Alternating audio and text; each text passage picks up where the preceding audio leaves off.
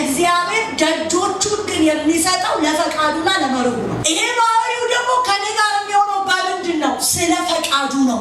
አንደበት አይደለም የሚጠራው። በመንፈስ ዓለም ላይ ኃይልን ያገኘ ቶት ነው የአንደበትን ቃል የሚፈጥረው። ይሄ በር መክፈት ባህሪ የሆነ አምላክ በር ተዘጋበት። በህይወታችን ላይ የሱ መክፈት ብቻ ሳይሆን የኛም መዝጋት እንዳለ እንድናውቅ ይገባል። ስብከት መስማትና ድምፅ መስማት ይለያያል። ድምፅ ባለበት ሁልጊዜ ሪስፖንሲቢሊቲ አለ። ወዳጆቼ ድምፅ ከስብከት ያለፈ ህይወት ያኖራቸዋል። የምትጨምሩት ዋጋ የሚያመጣውን ቴስት ያልቃል። በትንሽ ዋጋ ትልቅ ቴስት አይመጣም።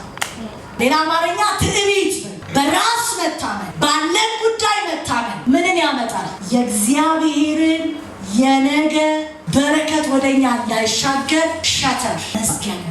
ሰው በር እንዴት በራስ መተማመን ላይ ሲገባ ቮይስን ኢንጌጅ ማድረግ ጮንን ተሸክሞ መዞር መቻል። አንዳንድ ሰው በእንደዚህ ነው በሩን ቢንኳኳ ይሰማ ወለል በቃለት አረባካቸው። እግዚአብሔርን ለማስተካከል አትሄዱ። ሃይማኖተኛ ሰው ማለት ካሰመረው ውጪ እግዚአብሔርን እንዲሰራ ማይፈልግ በቃ እጁት እግዚአብሔር ከዚህ ውጪ እግዚአብሔርን አትንቀሳቀስ። ስርዓት አይልቀቅ እንጂ እግዚአብሔር በወደደው መንገድ ይለፍ። አንተ ሰብከኝ ከምትሄድ ገንዳ ውስጥ አጋንንቴን የሚያስለቀቀው ይሻላል።